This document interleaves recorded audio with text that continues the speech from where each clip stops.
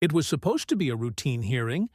At least, that's what everyone thought when Elon Musk entered the federal courthouse in downtown Los Angeles.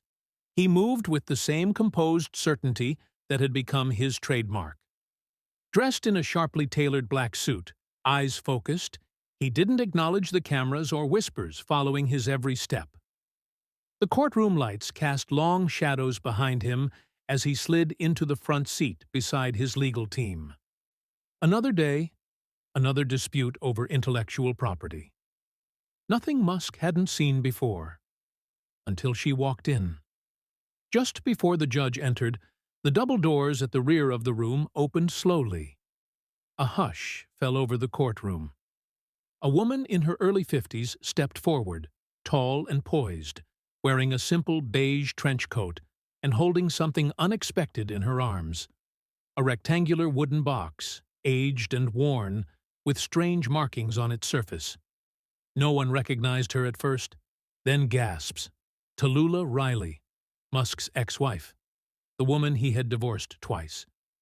Her eyes scanned the courtroom, not for the judge, not for the audience, but only for one person, Elon. And for the first time in years, the world watched as Elon Musk froze. Not because of the box, but because he knew what it was. The internet exploded within minutes. Clips of the courtroom livestream circulated with the title, "Elon Musk's ex-wife brings mysterious box to court." Speculation erupted. Was it evidence? A threat? A stunt? But inside the courtroom, it was dead quiet. No tweets, no cameras, just the unspoken electricity of unresolved history. As Tallulah sat down across the aisle from him, she placed the box on the table in front of her, gently. Her fingers lingered on the wood for a moment, then withdrew. Elon didn't move. He just stared. It wasn't supposed to be that kind of trial. But now, everyone knew this hearing would be anything but ordinary. The moment Tallulah Riley set the box down, everything shifted.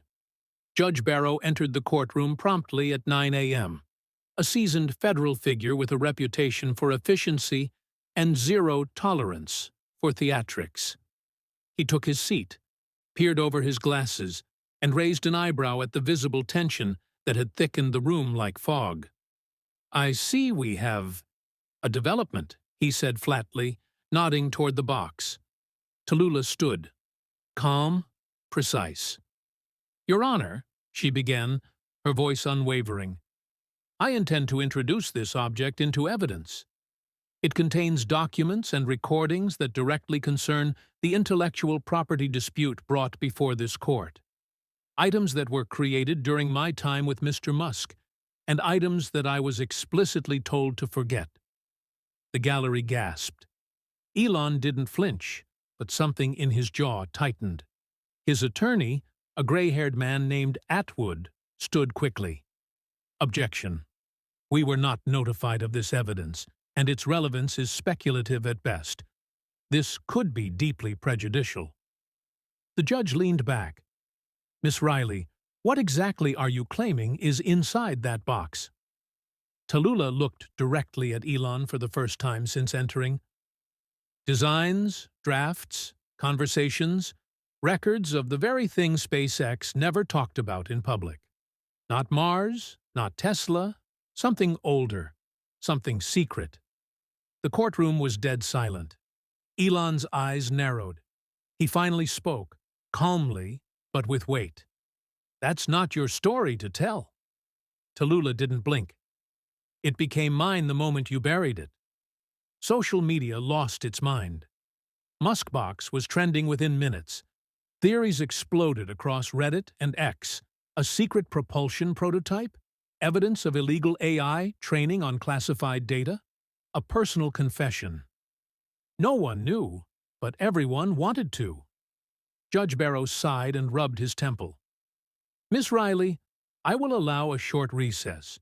When we return, you will open that box. And Mr. Musk, if there's something I should know, now is the time to tell me." Elon stood still. "You'll want to see it for yourself." Outside, the courthouse steps were mobbed by press. But inside, behind locked doors, the past was about to be opened. When the court reconvened, all eyes were on the box. Tallulah Riley approached the evidence table with precise steps, lifted the lid slowly, and removed a thick folder labeled in faded ink, Project Lyra, Revision 0. Beneath it sat a black, sealed flash drive with the Tesla insignia. Only it wasn't the current logo. It was older, a prototype version not used since the early 2010s. Judge Barrow leaned forward. "You may proceed." Tallulah handed the flash drive to the court's tech assistant, who plugged it into the secure system.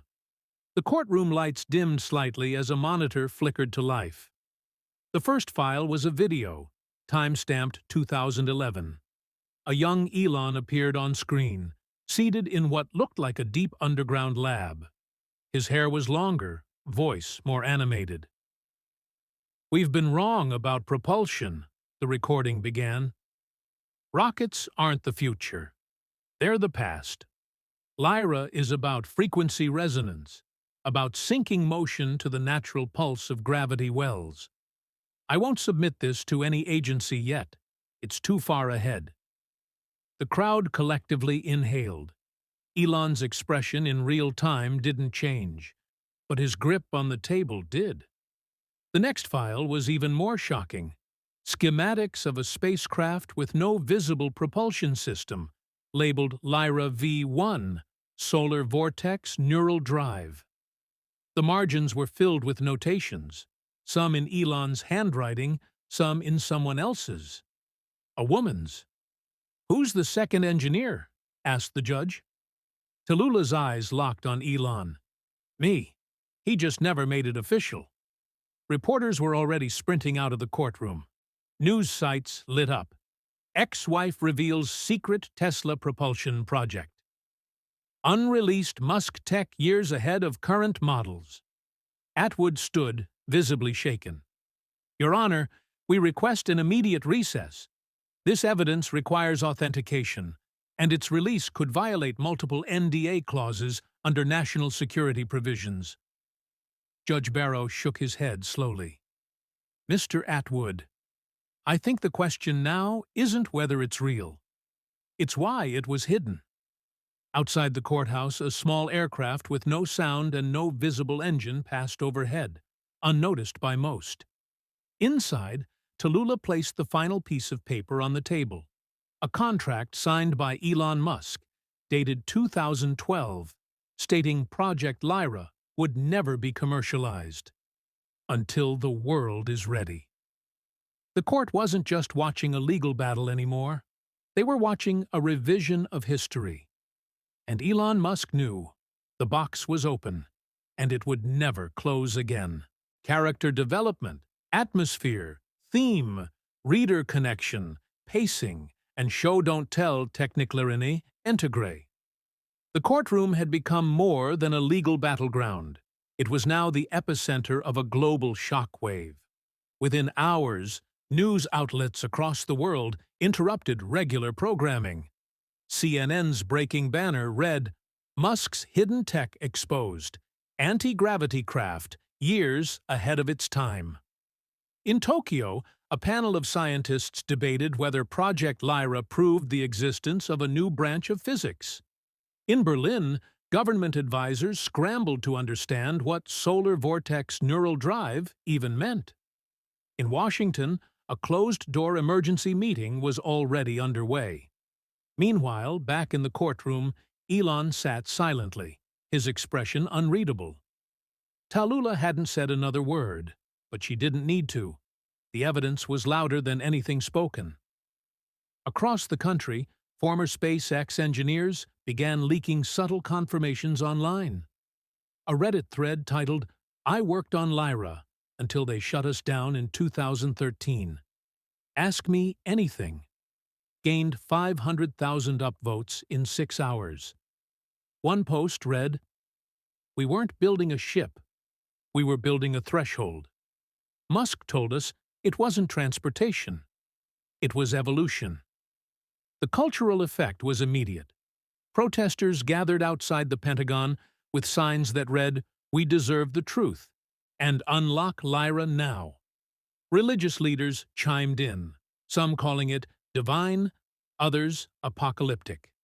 And then came the international response. Russia's Minister of Technology accused the U.S. of hiding quantum-class weaponry. China demanded access to any future developments tied to the project. The United Nations called for a formal inquiry, but the most unexpected reaction came from someone who had been silent for years. A Nobel-winning physicist from Zurich, who released a statement simply reading, "I always knew he cracked the waveform. The math fits." Back in court, Judge Barrow ordered a temporary seal on all exhibits until the Department of Defense could review the files.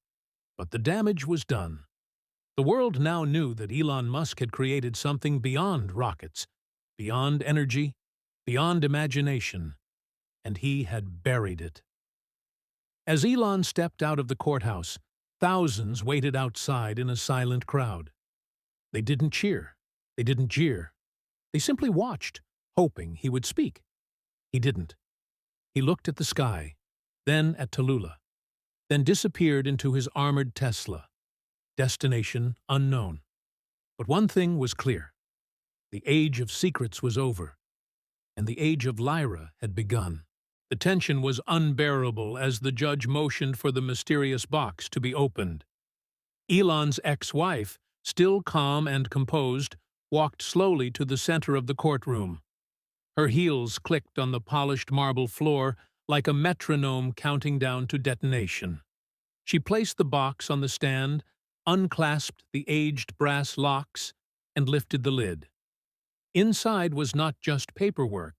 It was a stack of carefully preserved journals, faded photographs, and a single USB drive labeled Solaris Protocol. The judge leaned forward. Elon blinked, his eyes narrowing. He recognized the writing instantly. It was his, dated over a decade ago, in a time when he was working secretly on a project so controversial, it was buried before it ever reached the drawing board. "What is this?" the prosecutor demanded. She replied coolly, "Proof of who he really is, and who he once tried to become." The court clerk inserted the USB into the display.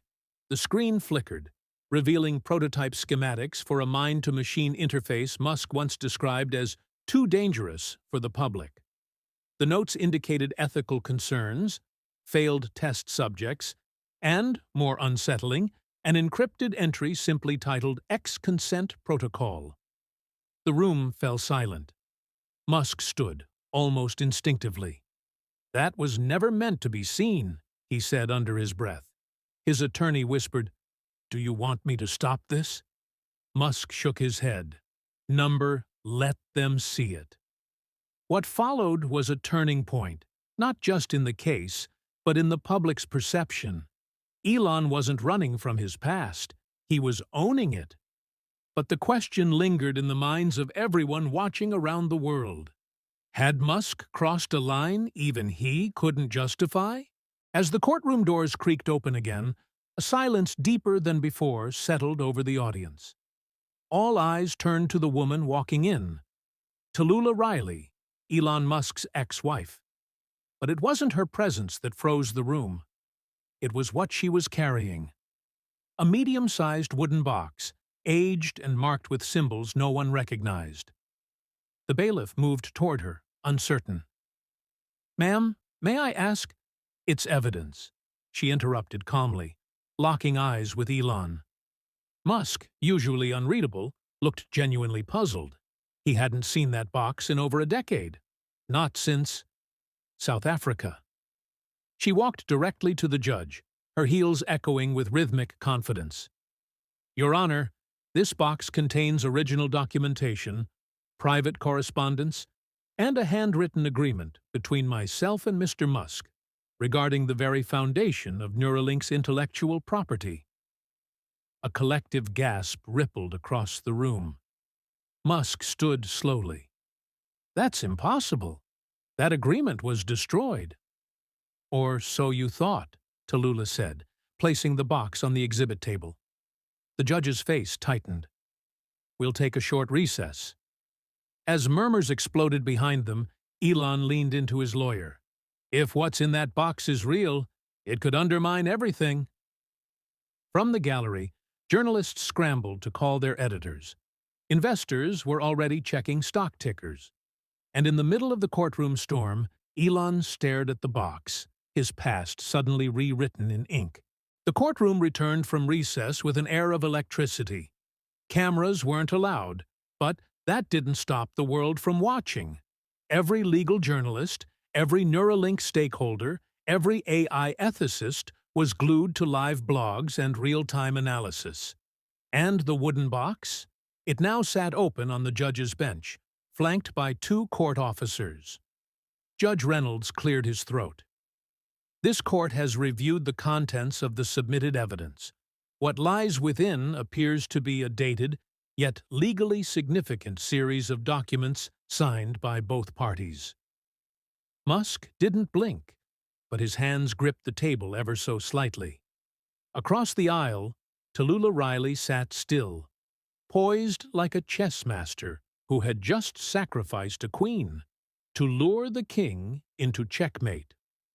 One document, a letter handwritten in blue ink and dated 2012, detailed an early concept sketch of the Neuralink interface.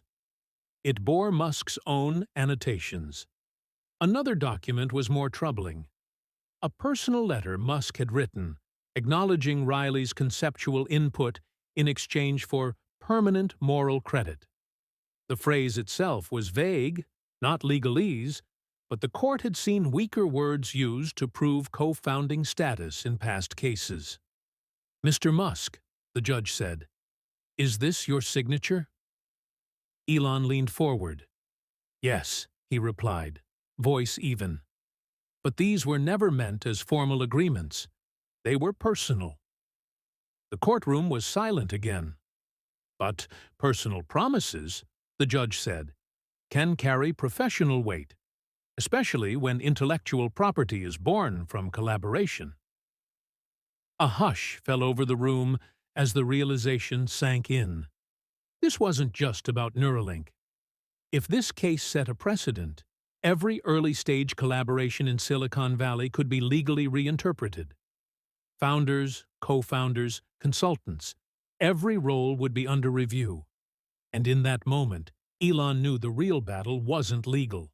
It was ideological, about memory, about recognition, about rewriting tech history in real time. He looked toward Tallulah, and she, without smiling, gave him the smallest nod. As the courtroom absorbed the weight of the evidence, Elon Musk leaned back slightly, his gaze fixed not on the judge or the jury, but on the open letter now displayed like a relic from a forgotten era. His mind wasn't in 2025, it was in 2012, back in that dimly lit lab where ideas were more powerful than contracts and ambition flowed faster than ink. He remembered the way Tallulah had looked at the early interface sketches, not just with curiosity, but with clarity. "What if the interface doesn't read thoughts?" she had once whispered, "but emotions too." That single sentence had shifted the entire direction of Neuralink's emotional feedback loop prototype. And now, that memory had become a weapon. The judge called a brief recess, and Musk stepped outside with his legal team. Reporters shouted questions, but he ignored them. Instead, he turned to his lead counsel. "We're not fighting Tallulah," he said. "We're fighting the ghost of who we used to be." Inside, Tallulah remained seated. Her expression unreadable, she reached into her coat pocket and pulled out a folded photo. Her and Elon, years ago, surrounded by wires and scribbled whiteboards. Back when Neuralink wasn't a company, but an obsession. When the session resumed, Judge Reynolds made an announcement. "The court will not determine ownership today. Instead, we will hear arguments on the ethical rights of contribution, emotional labor, and legacy." This trial is no longer just about Neuralink. It is about how we define value in innovation. Gasps echoed through the courtroom. This was new ground. The law had never ruled on emotional labor in the context of intellectual property before. Philosophers and ethicists had debated it, but now it was on the docket. Musk stood slowly. "Then let's define it," he said, "but not with lawyers. Let's bring in those who build the future with nothing but passion, time, and trust." And in that moment, the trial became something no one had anticipated. A global conversation, not just about Neuralink, but about the cost of ideas, the price of memory, and who gets to claim the future. News of the judge's unprecedented decision spread like wildfire. Overnight, neural ethics trended globally. Panelists from MIT, Stanford, Oxford, and even bioethics think tanks in Tokyo and Berlin were summoned to appear virtually at what was now dubbed the Ethics Tribunal. This wasn't just a lawsuit anymore. It was the world's first public trial over emotional contribution in tech innovation. Elon Musk arrived early the next morning, not in a suit, but in his signature black turtleneck and jeans. He looked less like a billionaire and more like the engineer who once slept under his desk to meet a launch window. Tallulah, for the first time, wore no legal armor, no statement jewelry or courtroom-ready attire, just a white shirt and a quiet resolve. Inside, the room had changed. A new bench of interdisciplinary experts now joined the judge. Each panelist had one goal: determine the ethical weight of Tallulah's emotional labor and whether it merited legal recognition in the future of Neuralink. The discussions were unlike any Musk had faced. This wasn't about data points or patents. It was about intention, contribution, the invisible architecture of every breakthrough he had claimed. "Who sat with you through the failures?" one panelist asked. "Who steadied your hand when the simulation crashed for the third night in a row?" Musk remained still. "She did," he said, turning to Tallulah, "and I didn't forget that. I just didn't know the world would ever count it."